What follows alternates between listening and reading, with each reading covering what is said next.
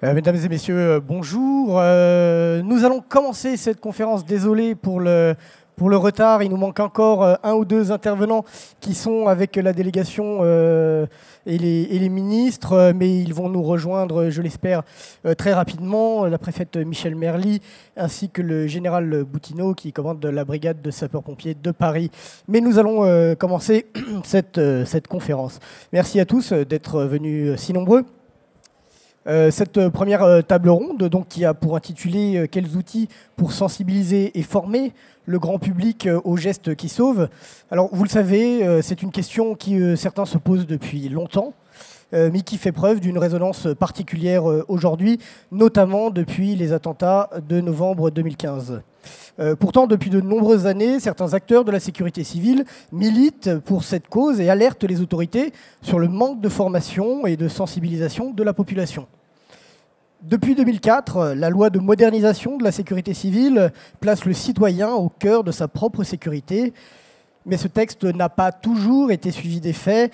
Les événements de novembre 2015 l'ont démontré. Ces événements dramatiques ont eu pour conséquence de relancer cette nécessité absolue de former, de sensibiliser la population, et la grande cause nationale de 2016 s'en est fait l'écho.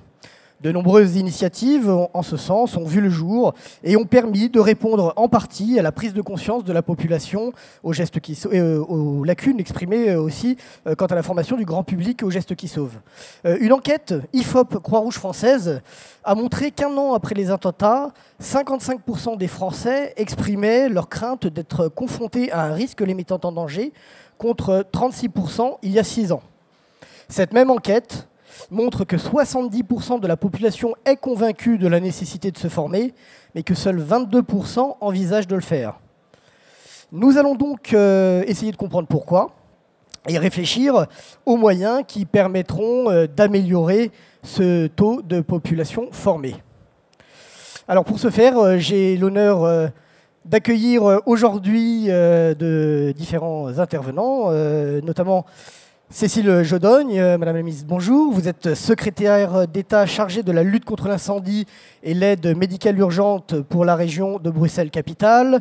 Votre présence ici se justifie puisque la Belgique, forcément, est à l'honneur cette année à Secours Expo, mais aussi puisque vous avez connu des attentats sanglants également le 22 mars 2016. Nous verrons avec vous comment vos autorités ont réagi pour préparer la population à sa propre sécurité. J'ai l'honneur d'accueillir également M. Benoît Trevisani, sous-directeur des services d'incendie et des acteurs du secours à la Direction générale de la sécurité civile et de la gestion des crises. Bonjour.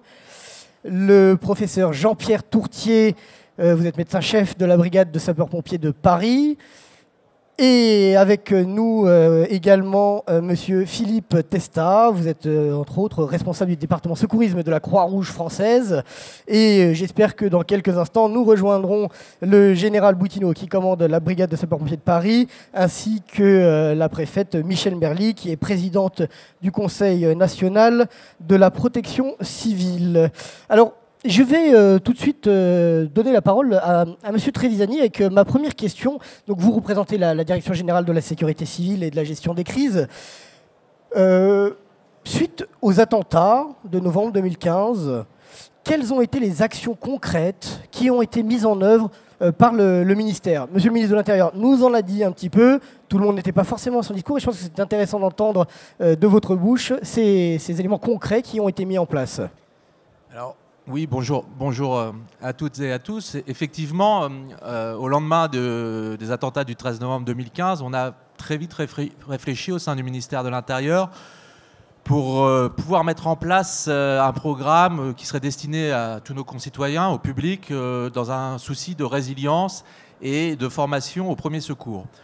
Pour ce faire, on s'est d'abord appuyé sur les travaux qui avaient déjà été menés, les réflexions qui ont été rapidement menées au sein de la brigade de sapeurs-pompiers de Paris, mais aussi au sein de la Croix-Rouge. Et donc je remercie ces deux institutions et leurs représentants qui sont ici, puisque dès décembre, on s'est très vite rassemblés ensemble, l'ensemble des associations agréées de sécurité civile, la brigade de sapeurs-pompiers, et sous l'égide du cabinet du ministère de l'Intérieur, on a construit très rapidement un référentiel que l'on a appelé Gestes qui sauvent et qui maintenant commence à être bien connu et qui a permis d'être diffusé très rapidement pour être enseigné dès le mois de février. Donc sans paraphraser le ministre dans son discours de tout à l'heure, il y a eu une première période de formation qui a eu lieu au mois de février 2016, qui a permis de former à peu près un peu moins de 85 000 de nos concitoyens. Et j'insiste vraiment sur le fait que ce référentiel donc de 2 heures de formation a été monté très très très rapidement, et c'est grâce vraiment à l'engagement de l'ensemble des acteurs, que ce soit le ministère, la brigade, les associations agréées de sécurité civile, que ce référentiel a pu être monté. Et puis ça a été la première étape, ce mois de février 2016, et ensuite on l'a recommencé en novembre, mais je vais laisser accueillir le général Boutine. Merci. Alors voilà, j'accueille le général Philippe Boutineau qui commande la brigade de sapeurs-pompiers de Paris, Madame la préfète Michèle Merly, présidente du Conseil national de la protection civile et présidente d'honneur de notre salon Secours Expo. Merci. On sait pourquoi vous êtes en retard, vous êtes tout excusés. Nous avions donc on vient de commencer cette conférence avec Monsieur Trevisani qui nous expliquait les actions concrètes que le ministère avait mises en place suite aux attentats. Je vous laisse terminer. Oui, donc ce référentiel Geste qui sauve, donc c'est déjà a pu être diffusé tout au long du mois de février dans l'ensemble du territoire.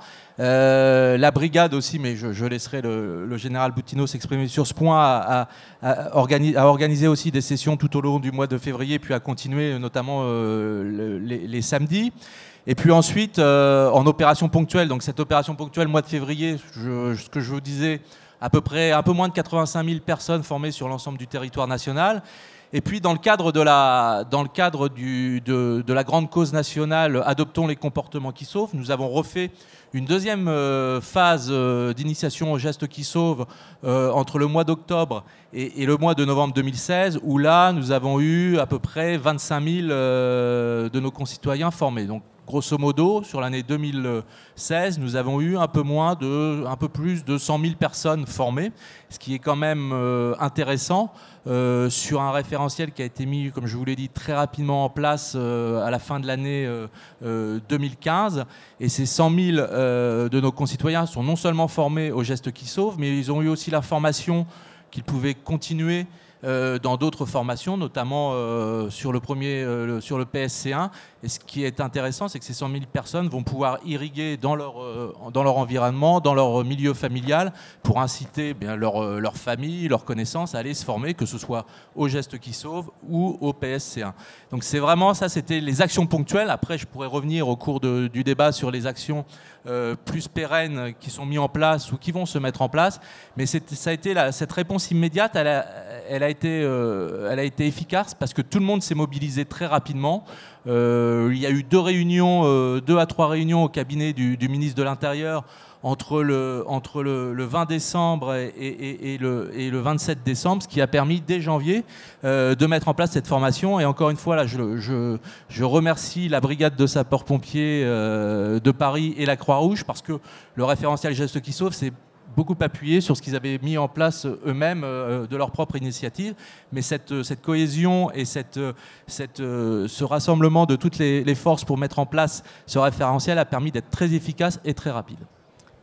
Merci beaucoup. Effectivement, on reviendra sur cette initiative de la brigade. Mais avant de vous laisser la parole, le modèle de sécurité civile français est cité en exemple, on le sait, dans de nombreux pays. Je crois que c'est sans peine qu'on peut le dire. La France est bonne dans l'action.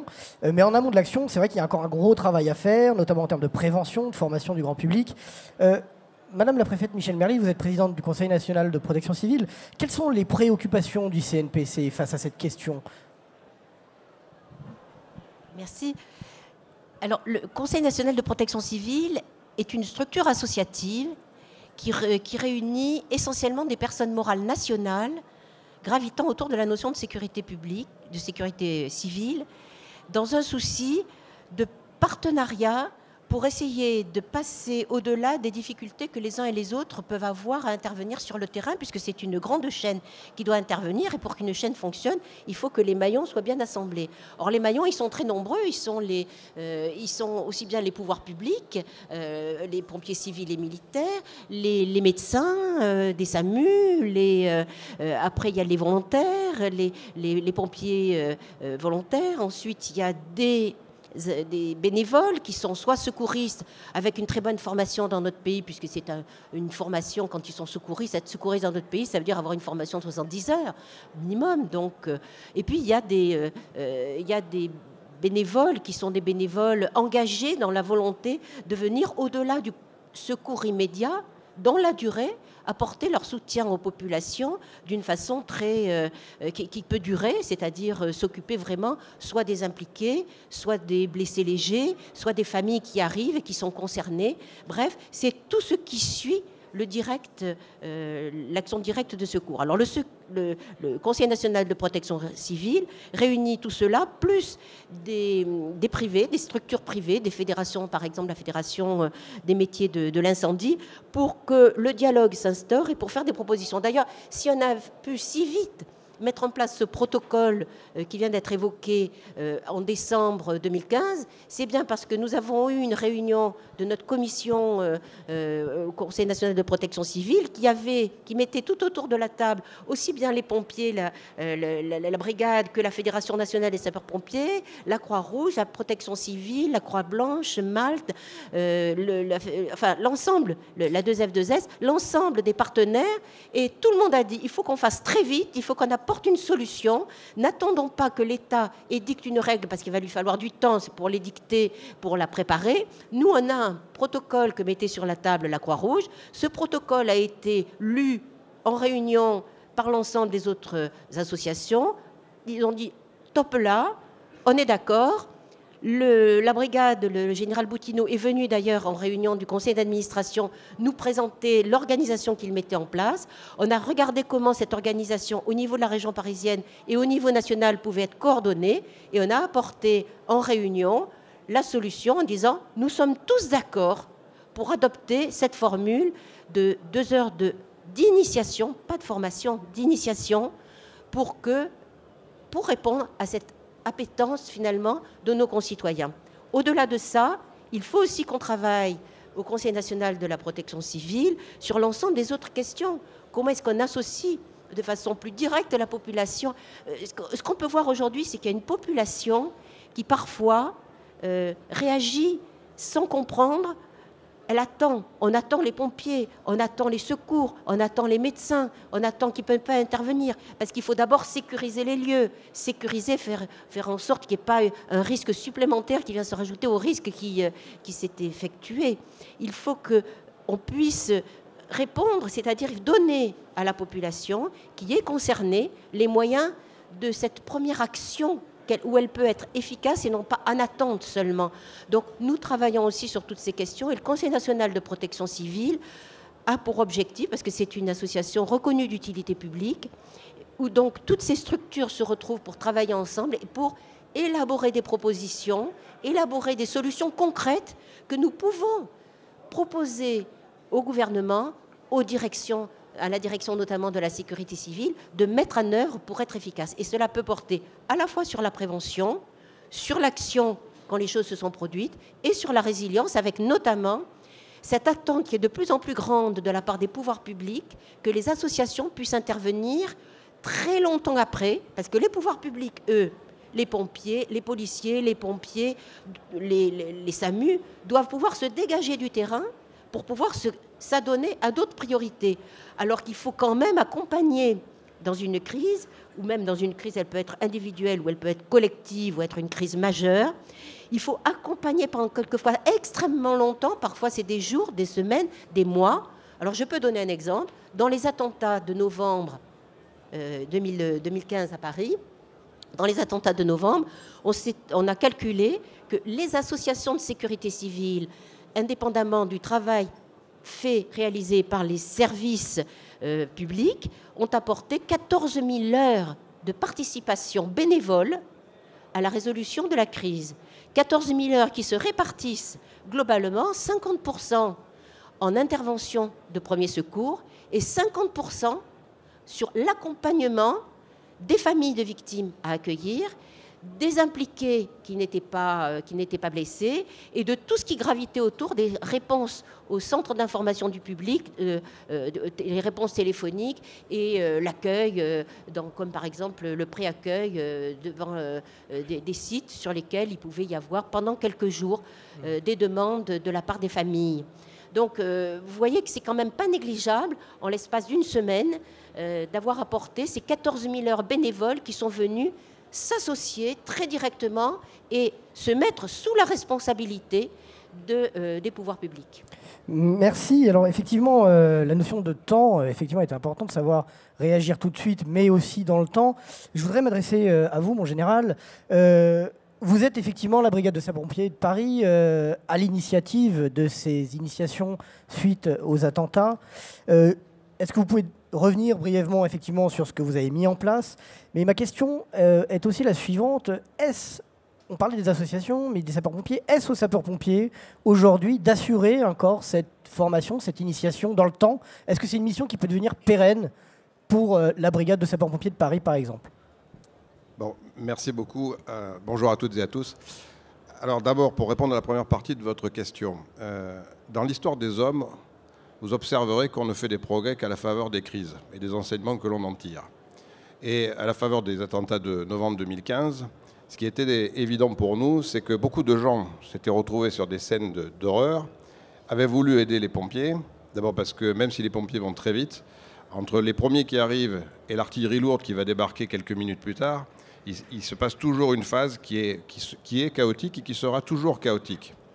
Comme en France, on est champion du monde pour s'autocritiquer, il faut se mettre dans l'esprit qu'il y aura toujours une phase chaotique, parce que la guerre, c'est pas quelque chose, c'est des scènes de guerre. Donc la guerre, c'est pas quelque chose qui se déroule de façon douce. Bon. Et donc il y a beaucoup de gens qui se sont retrouvés dans une situation qui les dépassait en s'apercevant qu'ils ne savaient pas quoi faire. Et nous, on s'en est rendu compte, évidemment. Et donc j'ai eu un échange avec la maire de Paris sur le sujet. Et je lui ai dit, moi, vous savez, ce que je crois, c'est qu'il faut expliquer aux gens qu'est-ce qu'ils peuvent faire pour déjà ne serait-ce que passer utilement le temps entre le moment où les secours sont prévenus et le moment où quelqu'un va venir leur prêter main forte avec du matériel. Et donc c'est pour ça que c'est important de souligner que ce qu'on a mis en place est une initiation. Ce que l'on vous apprend pendant ces 2 heures, c'est à vous servir de ce que vous avez sous la main. On ne vous explique pas comment utiliser une bouteille d'oxygène et combien de litres par minute il faut envoyer. On vous dit, vous êtes là, vous avez pris votre téléphone, ou quelqu'un à côté de vous a pris son téléphone, a demandé les secours. Il va se passer entre 6 et 10 minutes avant que ça arrive. Qu'est-ce que vous pouvez faire avec votre cravate, avec votre écharpe, avec votre ceinture, avec ce que vous avez sous la main pour arrêter une hémorragie, ou avec votre t-shirt? Parce qu'on parle toujours du garrot, mais le garrot, je rappelle que c'est quand c'est un membre qui est atteint. Si c'est une balle dans le ventre, eh bien vous prenez votre t-shirt, vous faites une boule, et là je laisserai ensuite le professeur Tourtier vous expliquer dans le détail ce qu'il faut faire. Bon, voilà, l'idée c'est ça, c'est apporter au commun des mortels quelques outils, lui dire, regardez autour de vous, qu'est-ce que vous pouvez faire avec ce qui vous tombe sous la main. Et puis le deuxième volet, c'était aussi profiter, entre guillemets, de l'effet d'aubaine, qui était de dire, en France, vous avez 50 000 personnes par an qui meurent d'un arrêt cardiaque. Et ces gens-là meurent le plus souvent dans un environnement où il y a des témoins.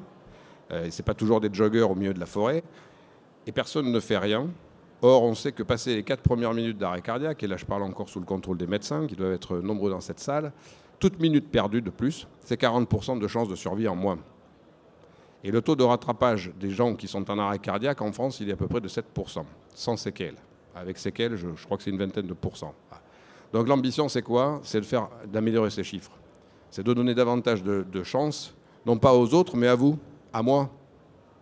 Parce que le client, entre guillemets, c'est peut-être vous, c'est peut-être moi demain matin, c'est peut-être dans un quart d'heure quelqu'un qui va tomber en arrêt cardiaque en se baladant ici. Voilà. Alors, tout ça, c'est simplement si vous voulez, de la mise en œuvre de bonnes idées très simples, très pragmatiques.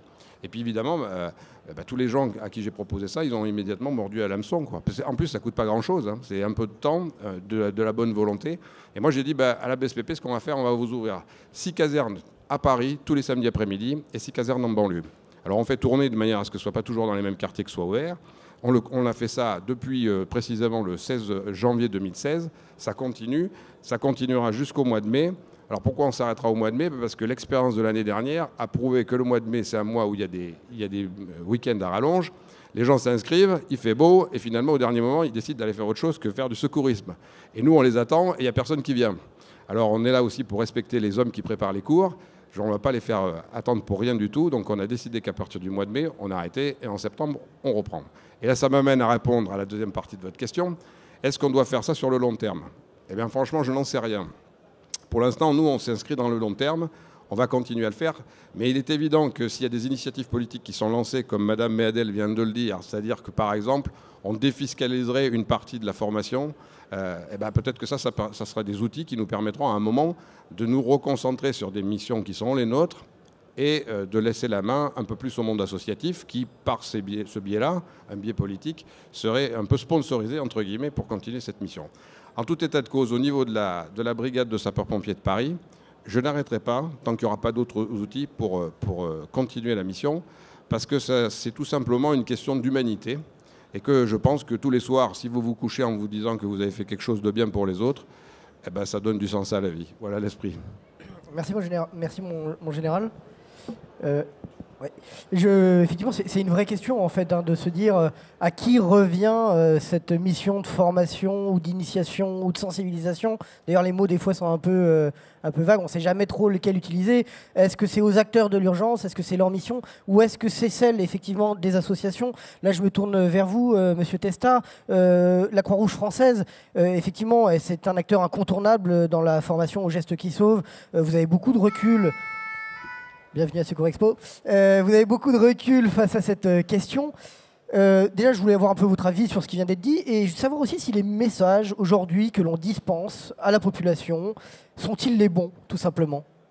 Alors, je ne sais pas si c'est les bons ou si c'est les mauvais. Moi, ce que je peux dire, c'est qu'effectivement, ce qu'on peut constater depuis pas mal d'années, c'est qu'on diffuse des messages qui sont à peu près les mêmes depuis les années 90. Et c'est vrai que, si ce n'est à l'aune d'éléments, enfin en tous les cas d'événements particuliers comme les attentats, on a un peu de mal à faire décoller cet apprentissage aux gestes qui sauvent. L'idée peut-être ce serait d'être plutôt sur une politique de développement ou d'accompagnement des comportements qui sauvent. Et je pense que l'intitulé générique de la grande cause est le bon intitulé. Concrètement, c'est une inclusion culturelle des comportements qu'il faut essayer de vanter et de promouvoir. Et pour rebondir sur ce que disait Michel Merly, c'est vrai que les comportements qui sauvent, c'est aussi peut-être la préparation, c'est l'apprentissage, en tous les cas la formation, et c'est aussi l'après, c'est-à-dire comment est-ce qu'on peut entretenir un lien avec cette population qui a été formée et à qui il faut continuer à diffuser des messages. Donc à la Croix-Rouge française, on n'est peut-être pas les seuls, mais concrètement on réfléchit à ça. Comment est-ce qu'on peut être innovant sur une proposition liée au comportement qui sauve dans les années à venir, simplement pour essayer de fédérer un peu plus autour de cette problématique qui nous semble aiguë à tous ici, et sur laquelle il n'y a même plus de débat, évidemment. Mais concrètement, on est vraiment sur cette idée de comment essayer de mieux populariser, de mieux faire entrer dans chaque foyer, dans chacun d'entre nous, cette culture-là, enfin, en tous les cas, en ayant l'adhésion du plus grand nombre et en ayant de toute façon ce portage qui permettrait de faire que ça devienne naturel, quelque chose de naturel dans le développement de ces considérations et surtout de cet apport sur les comportements qui sauvent. Alors, les messages, est-ce qu'ils sont les bons? Ce sont des messages, effectivement, je le disais en introduction, ce sont à peu près les mêmes depuis un bout de temps. Peut-être que sur un deuxième plan, il faudrait sûrement ouvrir aussi un peu plus le domaine de la recherche. Je pense que, en ce qui concerne le secourisme, il y a des travaux qui sont faits, il y a des recommandations internationales, il y a pas mal d'éléments qui peuvent venir nourrir, en tous les cas, une réflexion autour d'objets de recherche. Mais en tous les cas, je pense qu'il faut en plus accentuer cette partie recherche, simplement pour avoir un continuum. C'est-à-dire qu'il faut pouvoir avoir un comportement ou des comportements qui sauvent tout au long de la vie. Et je pense que s'il y a un message peut-être que la Croix-Rouge peut porter aujourd'hui, c'est ça. On est vraiment sur cette idée-là et sur, en tous les cas, son développement. Alors, trouver un périmètre, voilà, en association avec l'ensemble de nos partenaires avec lesquels on coopère depuis longtemps et avec bonheur. Mais concrètement, je pense qu'il faut qu'on passe à l'étape supérieure. Je pense qu'il faut changer de braquet. Excusez-moi un peu l'aspect commun de cette terminologie, mais en tous les cas, je pense voilà, il faut passer au-dessus maintenant. Je pense que tout ce qui a été développé depuis des années est porteur. Là, on a fait grimper un peu la courbe des formations parce qu'on s'est malheureusement appuyé sur des événements qu'on connaît. Clairement, est-ce que ça va être stabilisé? Est-ce que ça va continuer à monter? Est-ce que ça va redescendre? Personne ne peut le dire. On n'a aucun indicateur aujourd'hui pour pouvoir mesurer ça. Donc clairement, je pense, et on peut s'appuyer aussi sur les discours d'inauguration, puisque la secrétaire d'État nous l'a dit, en tous les cas, qu'il y a une réflexion qui va être orientée sur peut-être faire déjà un état des lieux et peut-être aller plus loin derrière. Mais je pense qu'aujourd'hui, on doit inscrire les comportements qui sauvent, et toute la problématique autour de la résilience, les secours, etc. En tous les cas, le secourisme, même si le mot est peut-être aussi là un peu galvaudé ou un peu ancien, parce que secourisme, c'est un mot qu'on met un peu... Voilà, on comprend comme terme générique, mais peut-être qu'un jour il évoluera. En tous les cas, je pense que cette partie d'amener vraiment des éléments scientifiques et d'être vraiment sur des éléments de recherche, que ce soit ces éléments de recherche amenés par les médecins ou par en tous les cas les sciences humaines, parce que je pense qu'on a aussi besoin de cet appui-là. Et je pense que c'est sûrement le chapitre de demain ou de toute façon le livre à ouvrir et à compléter assez rapidement. Si on veut vraiment on a bien vu la loi de modernisation de sécurité civile a institué pas mal de choses, en tous les cas sur l'acteur citoyen de la sécurité civile, sur des tas de dispositifs à mettre en place, que ce soit sur l'éducation nationale, etc. etc. Force est de constater qu'une dizaine d'années après, on n'a pas vraiment réussi à atteindre tous les objectifs. Donc, si réellement on veut que ça entre chez tout le monde, je pense qu'il faut évidemment passer à l'étage au-dessus. Voilà. Très bien, merci. On discutera effectivement ensuite un peu de ces éventuels nouveaux outils que l'on pourrait mettre en place. Mais je voudrais me tourner vers vous maintenant, Madame la Ministre Cécile Jodogne, suite donc aux interventions que vous avez pu écouter à l'instant. Est-ce que vous pouvez nous faire un état des lieux de la situation en Belgique et nous expliquer aussi ce qui a été engagé suite aux attentats que vous avez connus? On en est où en Belgique quant à la formation de la population ou l'initiation aux gestes qui sauvent? Il faut savoir... Parlez bien, il faut le mettre près, mettez-le près de... Ok, voilà, parfait. L'offre existante avant les attentats, c'était principalement celle de la Croix-Rouge de Belgique. À la fois des formations au niveau du brevet européen premier secours, du brevet de secouriste et également une formation 3 minutes pour sauver une vie. Ça se rapproche, je pense, à ce que vous offrez, vous, ici. Et effectivement, après les attentats du 22 mars, il est apparu qu'il y avait, comme à Paris, une attente et un besoin pour une formation plus courte, qui puisse toucher un public beaucoup plus large, qui n'est pas celui qui fait la démarche de s'inscrire et de payer, certes, pas grand-chose, mais quand même, pour suivre un de ces brevets. D'où, assez rapidement, j'ai pris des contacts avec la Croix-Rouge de Belgique, l'entité bruxelloise, puisqu'on est régionalisé, avec les sapeurs-pompiers, pour construire cette formation. Et quelques semaines après les attentats, fin mai, pendant 6 semaines, nous avons pu offrir une formation aux citoyens bruxellois sur 6 week-ends, les 2 jours du week-end, donc ça faisait 12 journées de formation, sans inscription. Donc effectivement, on a eu des journées avec un peu moins de monde, avec la volonté aussi de délocaliser, même si Bruxelles n'est pas Paris en termes de taille, de quand même délocaliser ces formations pour être au plus proche des citoyens, dans des lieux qu'ils connaissent, une école, une maison communale, des lieux qu'ils peuvent aussi s'approprier facilement. Et donc, ça s'est fait. On a beaucoup insisté, il s'agissait d'une formation « réagir face à l'urgence ». Ce n'était effectivement pas une formation de secouriste. Et les 3 mots principaux, c'était fuir, informer, agir. D'abord, se protéger, emmener avec soi le plus de monde possible, informer, et puis alors, effectivement, comme vous l'avez très exactement dit, dire qu'est-ce que je peux faire avec ma cravate, avec mon t-shirt pour réagir, aider, etc. Donc voilà, ça a été très rapide, très bien perçu. 95% des gens qui ont répondu au formulaire après d'évaluation étaient très satisfaits et voulaient le recommander. Avec cependant, bien sûr, comme toujours, des choses où on se dit, tiens, on aurait peut-être dû être plus attentif à ceci ou à cela. Je pense par exemple à certaines personnes qui venaient avec une volonté et un besoin aussi d'écoute plus psychologique que d'avoir vraiment les outils, ou les deux.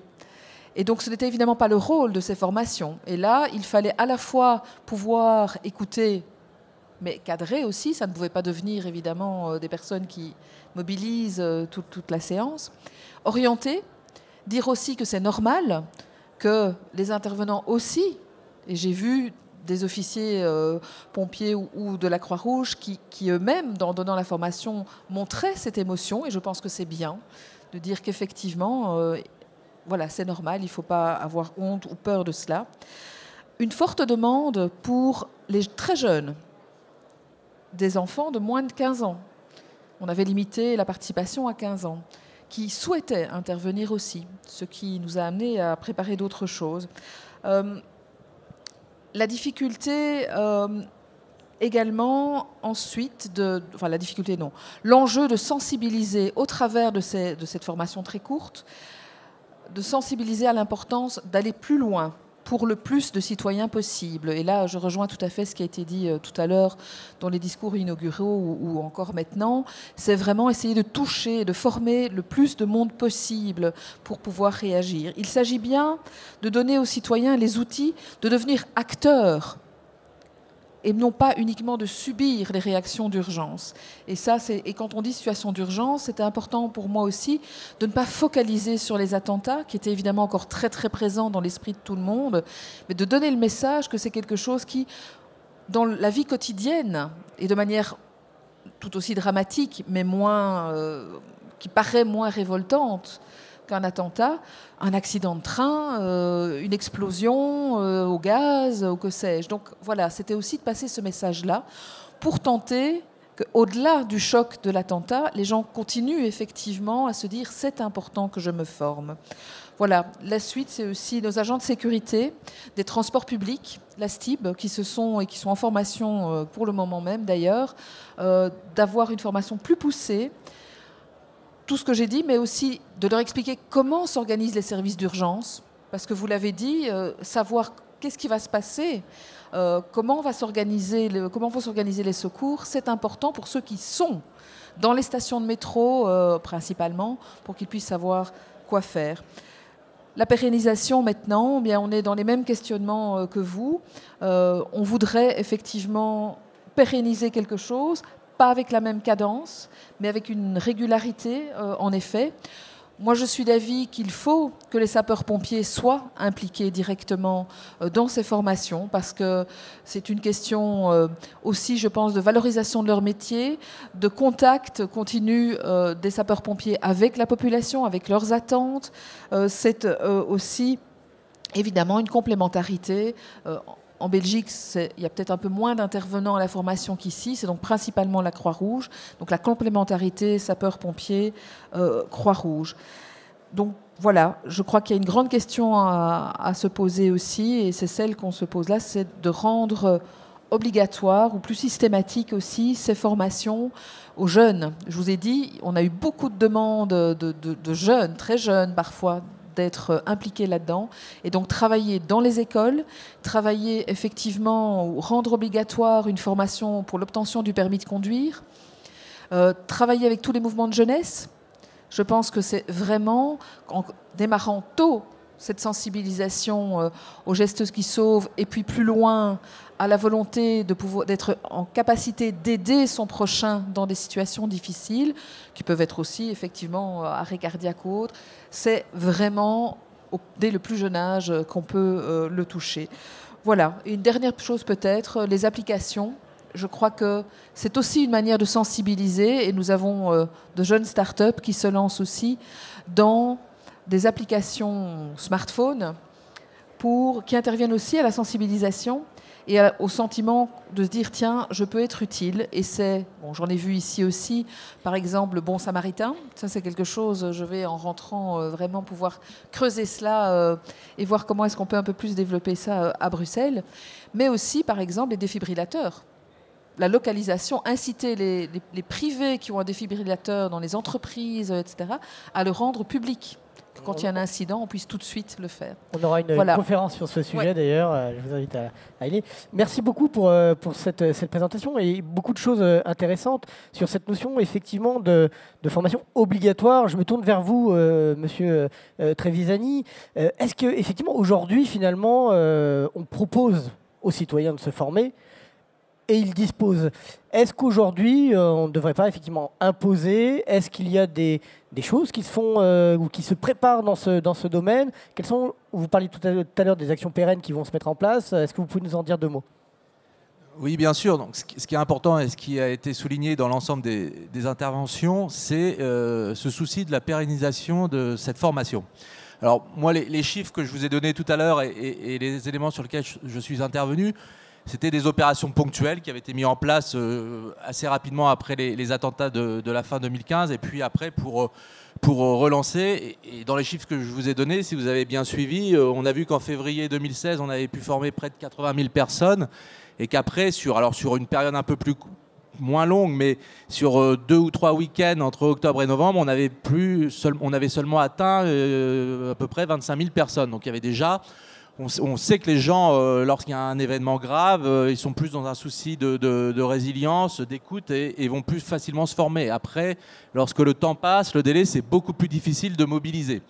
Alors bien sûr, il appartient au ministère de l'Intérieur qui a en charge la politique du secourisme au niveau gouvernemental de réfléchir à la pérennisation et au maintien de ces actions. Alors ça passe par 2 choses. D'abord, il appartient au ministère de définir le cadre juridique institutionnel. Et c'est ce que nous sommes en train de faire, c'est ce qu'a rappelé le ministre. C'est qu'à partir d'une initiative localisée au départ, la brigade de sapeurs-pompiers de Paris, puis le ministère de l'Intérieur et l'ensemble des associations, nous avons voulu institutionnaliser les gestes qui sauvent. C'est ce qui est en cours, puisqu'il y a un arrêté qui va venir se substituer à l'arrêté alerté, massé, défibrillé, qui était un arrêté qui était devenu obsolète et qui va maintenant pouvoir donner le cadre à la disposition de l'ensemble de nos partenaires pour enseigner les gestes qui sauvent et sensibiliser l'ensemble de nos concitoyens.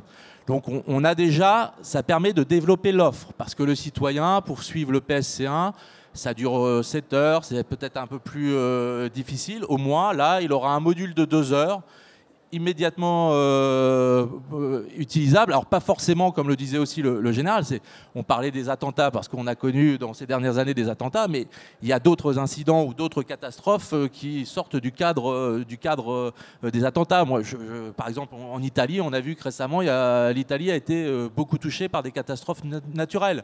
La France aussi, en 2015, on a eu des périodes d'inondation importantes où il faut pouvoir aussi que nos concitoyens soient en mesure d'intervenir. Donc, premier rôle du ministère de l'Intérieur, donner ce cadre institutionnel. C'est fait. Les gestes qui sauvent, qui était au départ un terme qui avait été créé par la brigade de sapeurs-pompiers, va devenir un terme institutionnel et un arrêté va bientôt être signé. Il est en cours de finalisation, comme l'a dit le ministre. Ensuite aussi, et là je rebondis sur les paroles de Madame le ministre, c'est pour toucher le plus grand nombre, il faut aussi s'adresser à notre jeunesse. Parce que notre jeunesse, on le voit dans toutes les politiques de prévention, si les jeunes, et dès le plus jeune âge, puisque pour la formation Gestes qui sauvent, on a eu, les plus jeunes avaient 10 ans qui sont venus se faire former.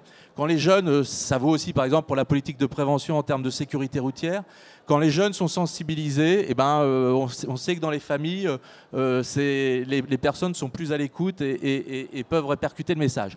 Donc cette politique à l'égard de la jeunesse, ça avait été inscrit dans la loi de modernisation de sécurité civile, ça passe aussi par l'accord cadre qui a été signé entre le ministère de l'Intérieur et le ministère de l'Éducation nationale en août dernier, et qui relance un peu la formation aux gestes qui sauvent, aux premiers secours citoyens à destination des collégiens et des lycéens. Donc l'objectif, c'est d'avoir, actuellement on est à un peu moins de 30% d'une génération scolarisée, formée. L'objectif, c'était de pouvoir former 50% assez rapidement, justement en proposant des options, c'est-à-dire l'obligation dans les collèges en 3e, c'est toujours le PSC1, mais si on ne peut pas former tout le monde au PSC1, eh bien, il y aura l'option Gestes qui sauvent, et comme ça, il y aura déjà une première initiation, et on pourra se concentrer sur le PSC1, sur, comme l'a dit le ministre, sur les délégués de classe et sur les classes de 3e. Donc ça, c'est très important aussi de pouvoir passer par notre jeunesse.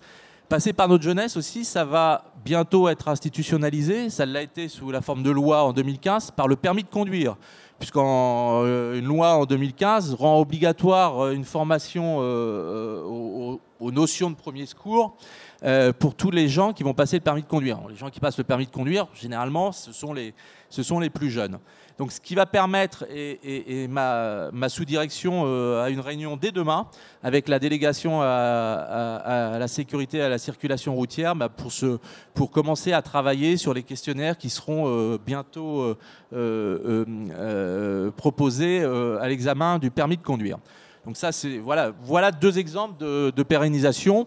Une troisième aussi, c'est de pouvoir, et j'en terminerai par là, c'est de pouvoir toucher le plus grand nombre de personnes, de nos concitoyens, et d'ouvrir les possibilités de se former. Et là, je parle de l'arrêté qui est en train d'être signé par l'ensemble des ministères, qui ouvre aux personnes à mobilité réduite la possibilité d'avoir le certificat de compétence premier secours citoyen.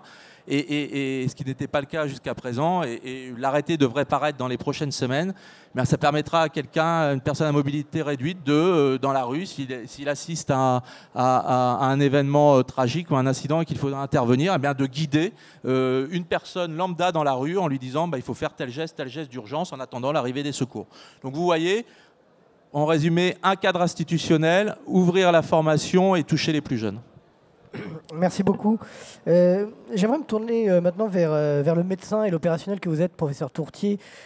Jusqu'où est-ce qu'on peut aller dans une sensibilisation, un début de formation aux gestes qui sauvent pour la population en général? Parce qu'on parle de grand public, mais effectivement c'est très vaste. Il peut y avoir des enfants, il peut y avoir des personnes âgées.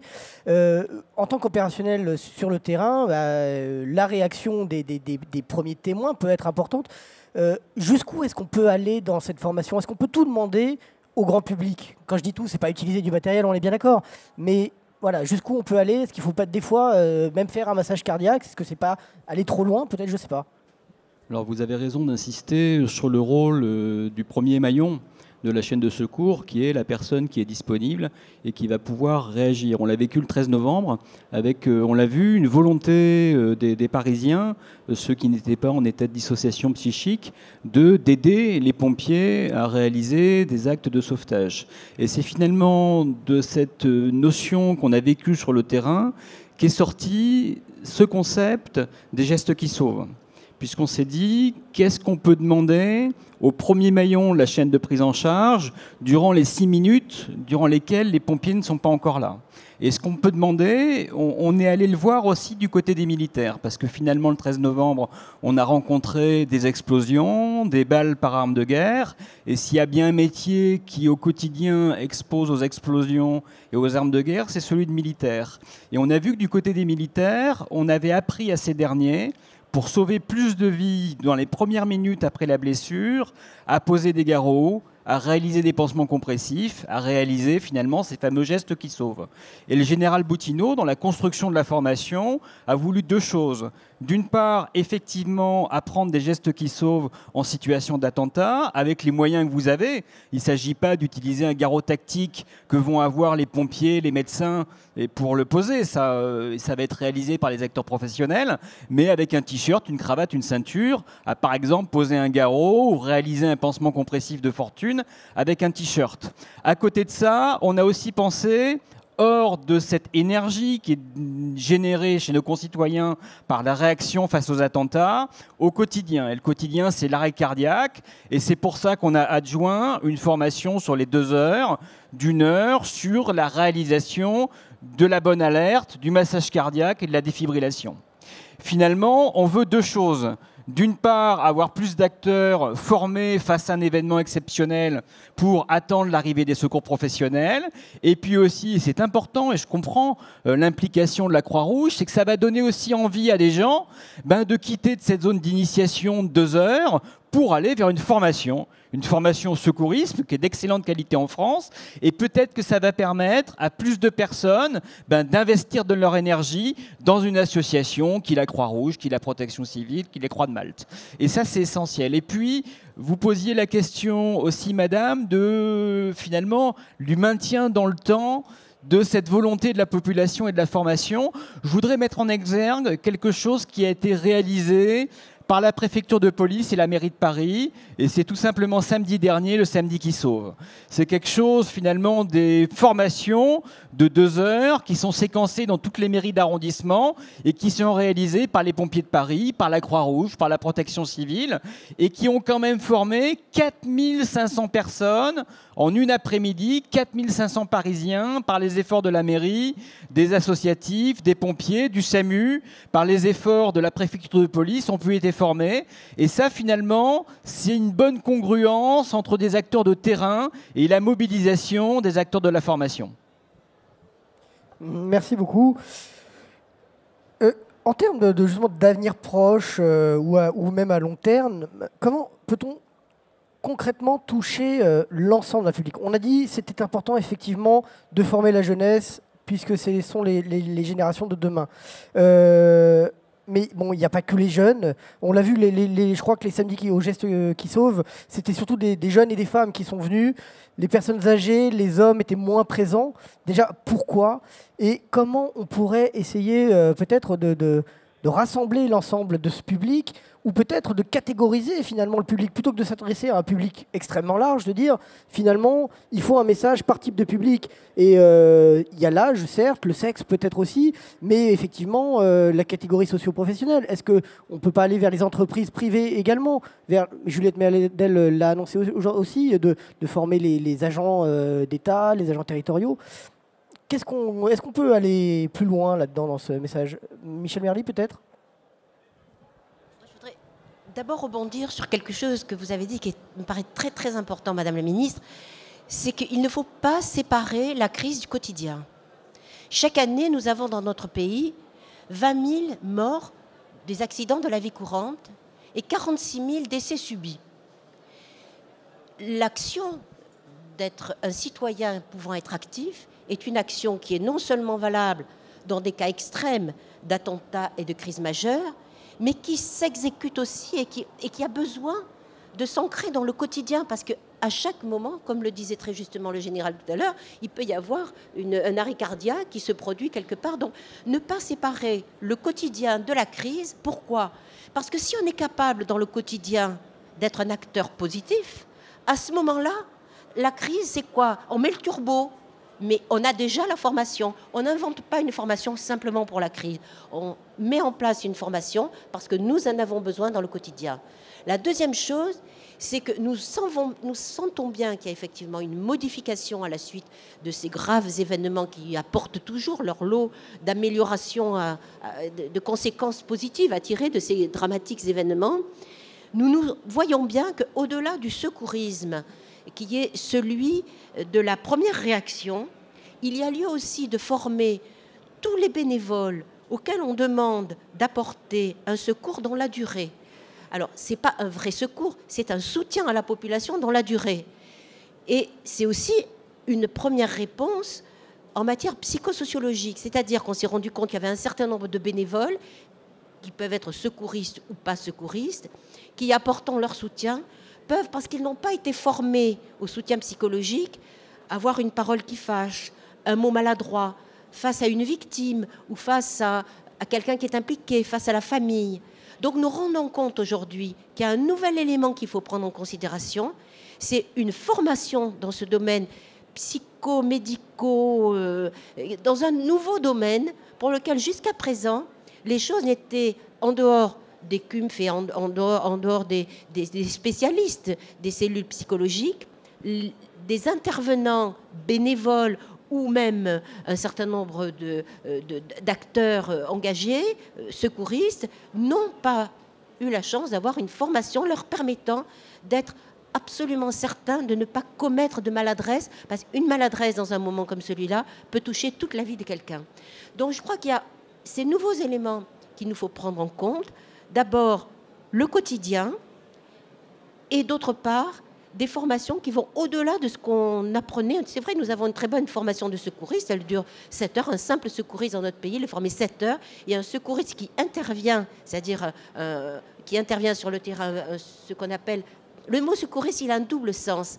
Un brevet, c'est quelqu'un qui a son brevet de secouriste et c'est aussi quelqu'un qui intervient dans la chaîne du premier secours.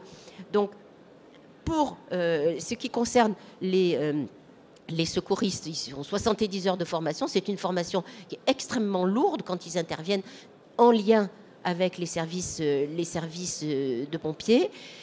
Eh bien, pour l'ensemble de ce dispositif, il faut reprendre toutes les formations telles qu'elles existent, mais rajouter à nouveau quelque chose et surtout, ne pas séparer le quotidien et la crise. Je crois que Madame la Ministre, vous avez dit là quelque chose de fondamental qui doit nous guider dans les orientations à mener dans les années à venir. Effectivement, ça c'est une question effectivement importante. Mais justement, mais pour revenir en plus sur vraiment cette notion de grand public et sur les messages qu'on passe, justement, est-ce qu'il faut diffuser un message à une masse, à un grand public, ou est-ce qu'il faut sectoriser, justement, peut-être être plus directif dans les messages, fermer un peu les angles? Cécile Jodogne. Alors, je pense que, comme je l'ai dit, enfin, on l'a tous dit, effectivement, qu'on cible le public jeune parce que c'est très important et qu'il va pouvoir diffuser autour de lui beaucoup plus et surtout pour le restant de sa vie, rester dans cette optique-là. Mais je ne trouverais pas pertinent qu'il n'y ait pas un message grand public. C'est à chacun qu'on doit s'adresser, quelle que soit sa formation professionnelle, son origine, son âge ou son sexe. Donc je pense que vraiment, là, il faut s'adresser à tous. Des catégories, par contre, par exemple, en s'adressant aux entreprises, oui, enfin, mais ça, enfin, en tout cas en Belgique, c'est quelque chose qui existe déjà et qui est même obligatoire dans certains cas. Les entreprises doivent former à un certain nombre de leur personnel aux premiers gestes et même à des brevets de secouristes. Donc, ce type de catégorisation-là, oui, mais il vient plus d'une démarche d'un ensemble de personnes qui peuvent être très diverses et ce qui les réunit, c'est leur entreprise ou un mouvement de jeunesse, mais surtout qu'on ne fasse pas, enfin, me semble-t-il, des formations différentes en fonction de l'âge, du sexe, de l'origine. Je ne parlais pas des formations, mais des messages, de la façon de les toucher, quoi, de toucher ces gens, quoi. Je ne pense pas. Je pense qu'il faut pouvoir unir tout le monde sur des mêmes messages.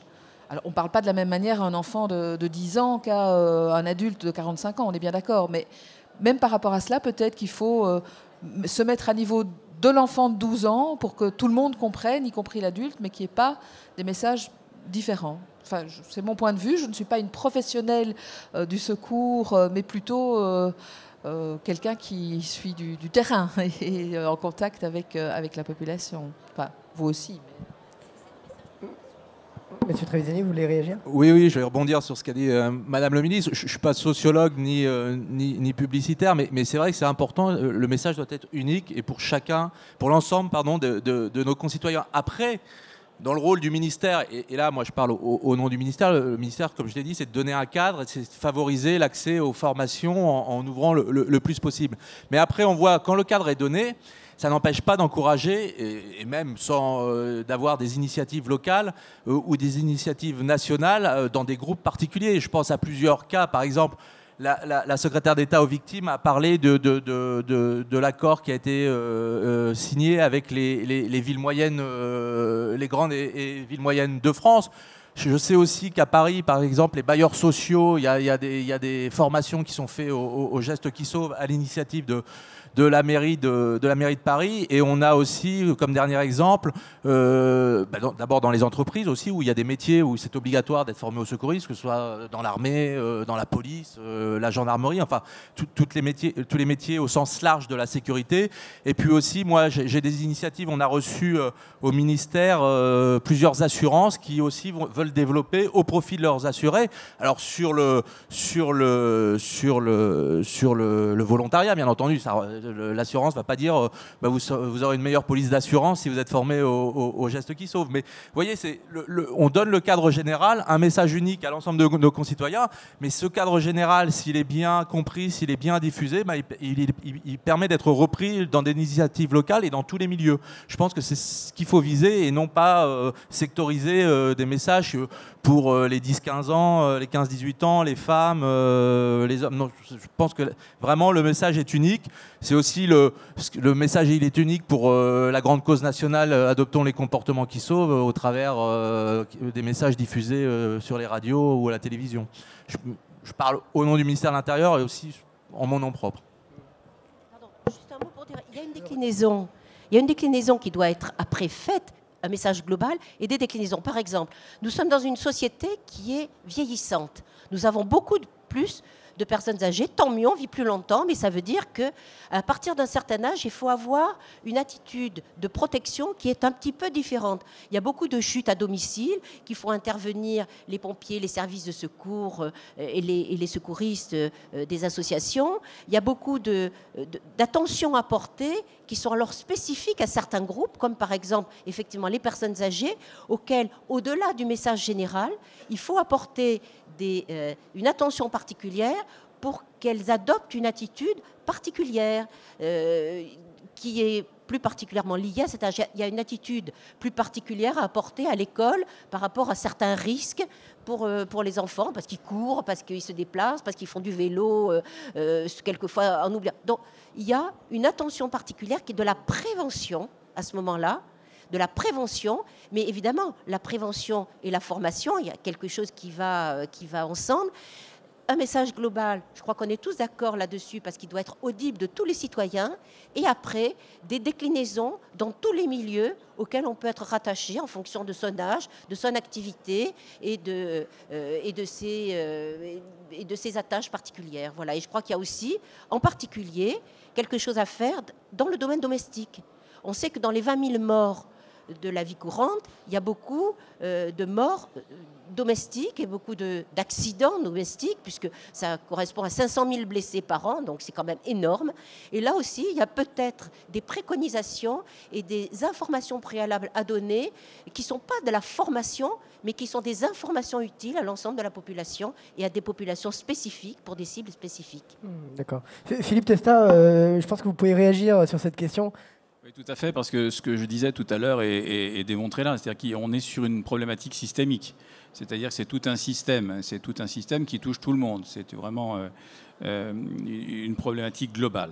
Et ça rejoint, ce que disait Michel Marly à l'instant, ça rejoint aussi la globalité de l'action, effectivement ne pas différencier l'exceptionnel du quotidien, et surtout avoir ce continuum de formation, d'information et d'adaptation des messages au public auquel on veut transmettre ce message. À la Croix-Rouge française, nous avons développé des formations à l'attention du troisième âge, simplement parce que le vieillissement avançant, évidemment, il faut pouvoir avoir effectivement une certaine adaptation par rapport à un certain nombre de techniques.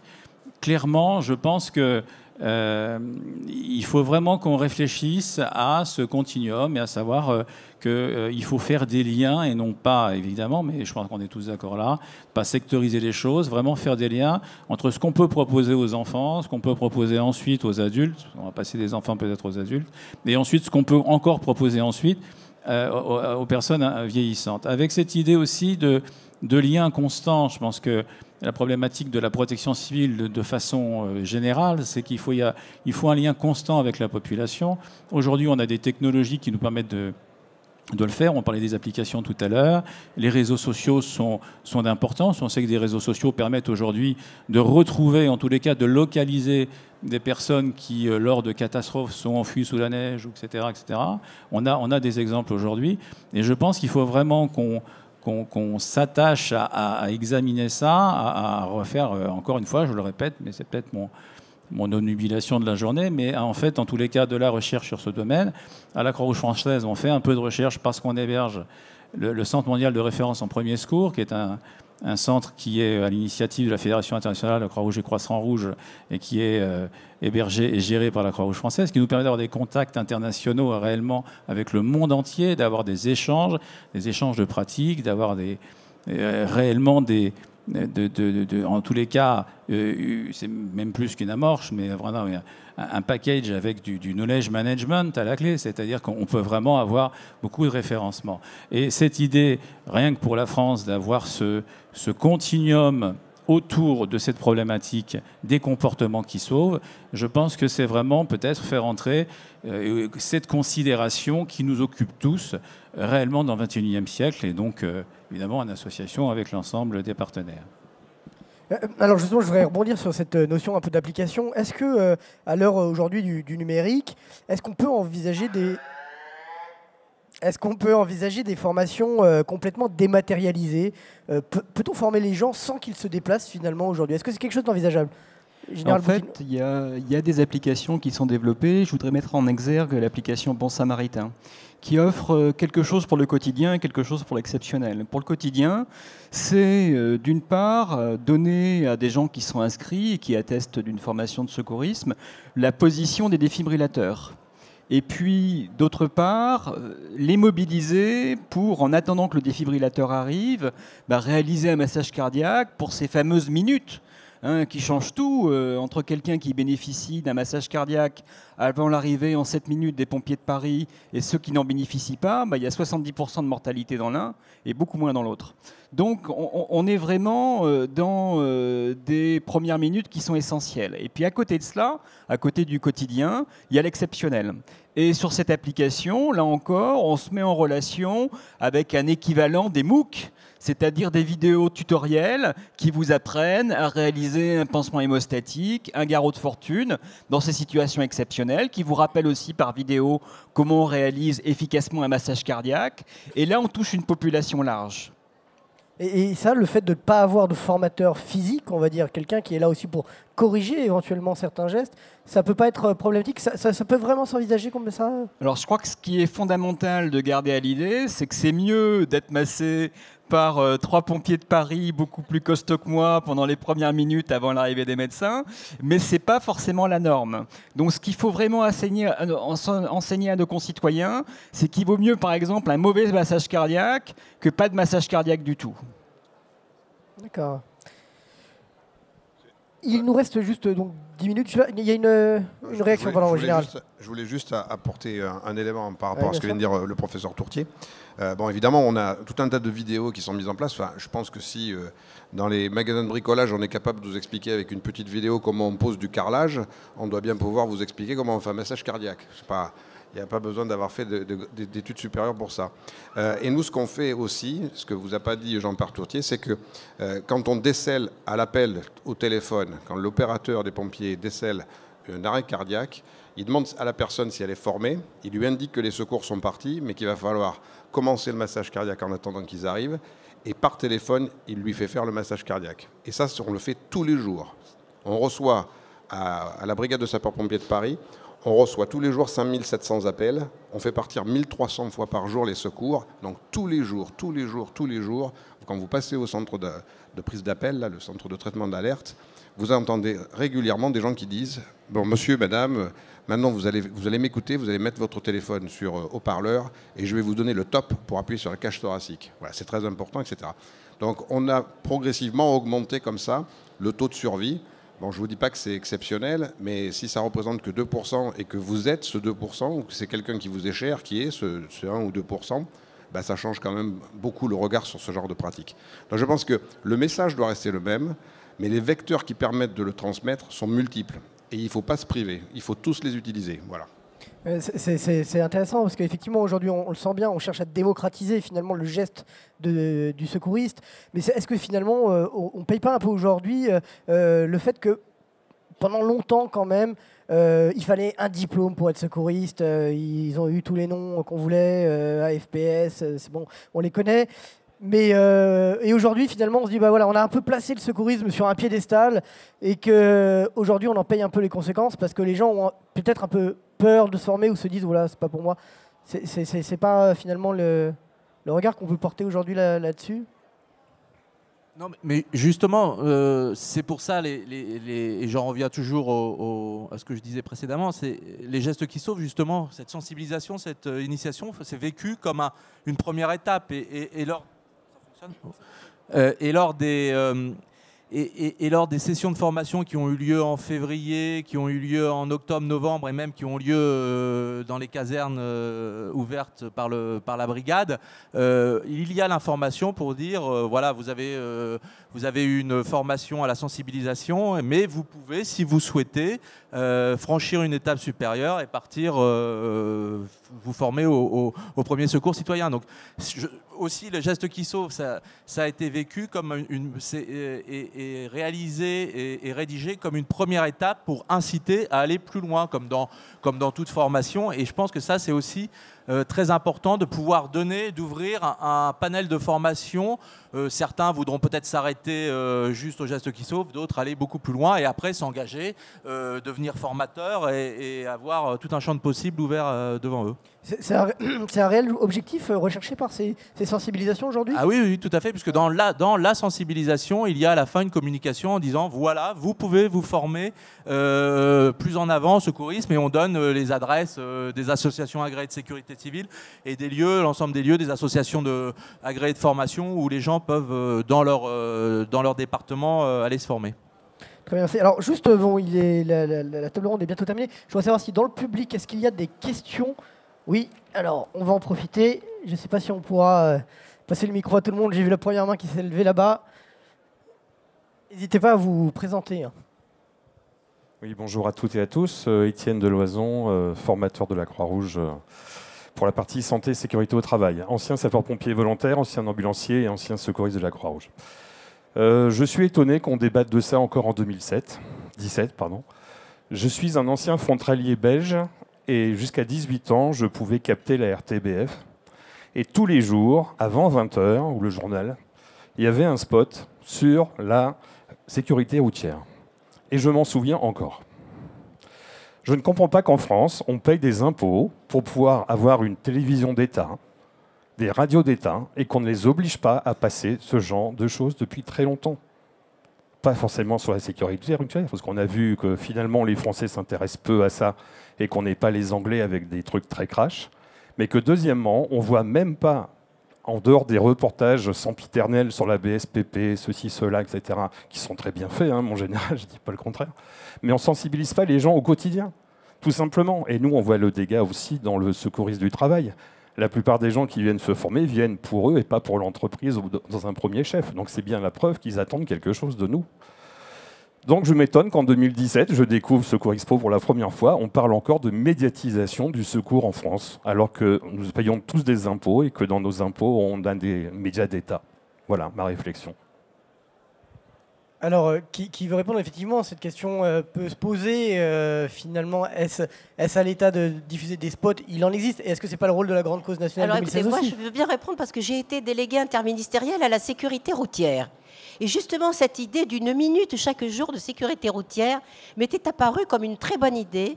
Et je me suis battue pour qu'on fasse une opération de sensibilisation avec Jamie et Fred qui font cette fameuse émission C'est pas sorcier. Et on a tourné 45 émissions pour les passer chaque soir. Mais ce que je peux vous dire, c'est qu'on n'est plus à l'époque où vous aviez 18 ans. Vous ne devez pas avoir 19 ans aujourd'hui, monsieur. Bon, parce qu'aujourd'hui, ça coûte extraordinairement cher. Et vous n'imaginez pas comme il a fallu se battre pour arriver à faire passer ces 45 minutes, en quelque sorte, d'initiation pour expliquer pourquoi il y a une interdiction de ceci. On vous explique parce que, par exemple, pourquoi est-ce que c'est interdit de rouler à plus de 50 km/h en ville ? Parce que 50 km/h, c'est le choc, au-delà de 50 km/h, il devient létal. Donc ça veut dire que si vous avez un choc, il y a un risque de mort immédiat. Donc c'est une raison pour laquelle c'est interdit de rouler à plus de 50 km/h en ville. Donc tout ça, c'était fait pour démystifier les interdictions qui étaient édictées. Mais pour arriver à faire ça, et ça, c'était un one-shot, où on a fait passer 45 minutes d'information, mais vous n'imaginez pas le problème que ça représente et le coût que ça représente. Donc, ce coût, il faut bien le payer, parce qu'une télévision, elle a beau être une télévision publique, elle fait payer ses spots, et elle le fait payer au secteur public. Donc, c'est vrai qu'une initiation du type de celle que vous proposez et qui... alors, on a cherché à le faire. On a contacté, enfin, moi, je sais qu'en tant que présidente du CNPC, j'ai contacté beaucoup d'organismes, Sylvain le sait, puisque nous avons même été sur un certain nombre d'opérations ensemble à essayer de développer avec les chaînes publiques des émissions pédagogiques pour apprendre finalement comment se protéger, ne serait-ce qu'au niveau domestique. C'est extrêmement compliqué à monter pour les chaînes et c'est très difficile pour trouver un financement pour le faire. Je ne désespère pas qu'on y arrive un jour et je peux vous assurer qu'on y arrivera. C'est vrai que, juste pour rebondir à ce que vient de dire Michel Merly, puisqu'effectivement on avait travaillé ensemble sur un projet, aujourd'hui les chaînes entre autres de France Télévisions, du service public, quand vous leur parlez de gestes qui sauvent, on vous dit c'est anxiogène, on n'en veut pas. Voilà, c'est une réponse qu'on a très souvent. J'espère que ça va changer à terme, mais aujourd'hui on en est malheureusement là. C'est sûr. Dernière question avant de conclure cette table ronde. Bonjour messieurs, dames. Je suis complètement d'accord avec vous déjà pour commencer. Je pense que ça doit être quelque chose qui doit être mis en avant, les gestes de premier secours, former la population, parce qu'aujourd'hui que 15% des Français savent faire les gestes de premier secours. Quand on parle de premier secours, de former aux gestes de premier secours, on parle toujours des gestes de premier secours en amont, donc apprendre les gestes de premier secours. Donc ça c'est une démarche pour moi, je trouve, de long terme. C'est ce qui est très bien, c'est le long terme. Donc les gens se forment et ensuite, lorsque ça arrive, ils sont en bonne position. Il y a également, j'estime qu'il y a le court terme qui est également très important. Le court terme, c'est l'action immédiate. Donc à savoir, au moment où l'accident surgit, au moment où on a besoin d'avoir quelqu'un qui effectue les gestes de premier secours. Alors là, qu'est-ce qui se passe, comme vous disiez, général ? Comme vous disiez, là, il va y avoir les PARM dans les SAMU, il va y avoir les opérateurs CTA dans les CTA Codis, les pompiers, qui vont par téléphone, donc uniquement avec des mots, comme je suis en train de le faire aujourd'hui. Bon, il y a l'image également, mais en tout cas, uniquement par téléphone, on va guider les gens dans les gestes de premier secours.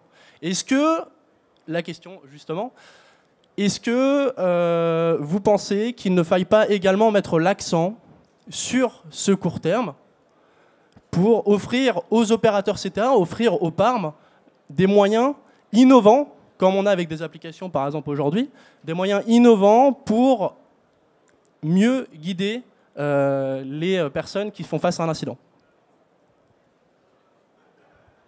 Oui, effectivement, c'est une vraie question. Est-ce que pas plutôt, mais en plus de former la population, est-ce qu'on ne peut pas encore plus former les personnes qui sont derrière les téléphones d'urgence pour leur dire, bon, bah, finalement, en fait, quoi faire ?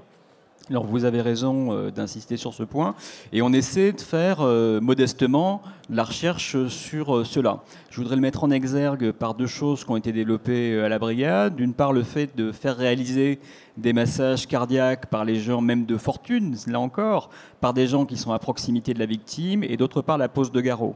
On a fait une recherche sémantique pour donner un guide à l'opérateur du CTA, pour employer les bons mots, pour faire en sorte que quelqu'un se mette dans la position la plus proche de quelqu'un d'entraîné à la réalisation d'un massage cardiaque, ou bien là encore, guidé au téléphone, réalise, avec des moyens de fortune, la pose d'un garrot.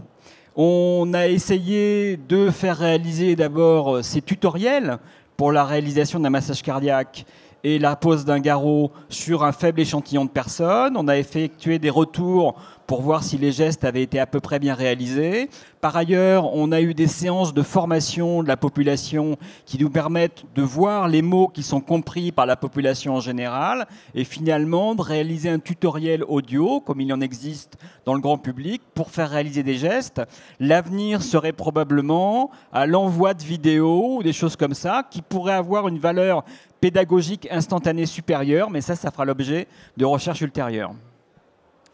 Merci, professeur Tourtier. Ouais, alors très rapidement, parce qu'on est sur la fin de la conférence. Dans ce cadre-là, moi je suis Gustave Lortiwa de la société Vibe, et nous avons justement développé une solution avancée de téléassistance qui permet d'utiliser en fait les fonctionnalités du smartphone de l'appelant, du requérant, qui soit le témoin ou victime.